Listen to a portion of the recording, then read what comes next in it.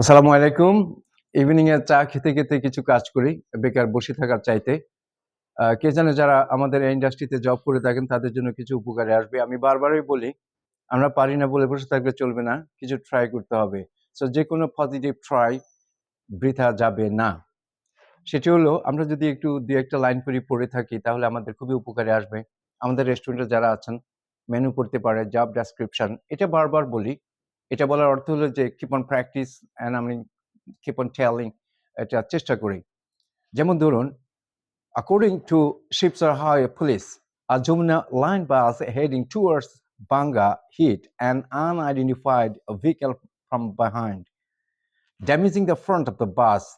While no one was injured in that collision, some passengers stepped out, with some walking along the expressway and some standing behind the stopped bus.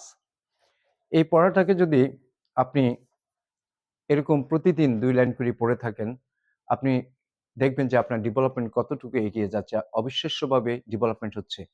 আর যে কিছু, কিছু word আছে, এটার ছোট, ছোট mistake গুলো বা প্রনাউন্সিয়েশন গুলা কোনো মিস্টেক হলে লজ্জা পাওয়ার কিছু নেই। আপনাকে শেমলেস হতে হবে ইংলিশ জানতে হলে, কথা বলতে হলে।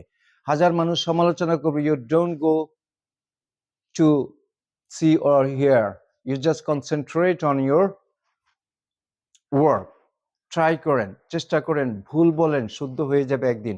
কিন্তু তা না করে বসে থাকলে আপনি হসপিটালিটি ইন্ডাস্ট্রিতে জীবনে কোনোদিন এগোতে পারবেন না।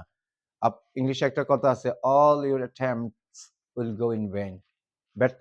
ব্যর্থতায় পর্যবসিত হইবে আপনার সকল চেষ্টা। সো সবার প্রতি অনুরোধ একটাই, হসপিটালিটি ট্যুরিজম আমরা যারা আছি প্রতিদিন ২ লাইন ১ লাইন করে পড়বো, অভ্যাস করব। ধন্যবাদ শোনার জন্য।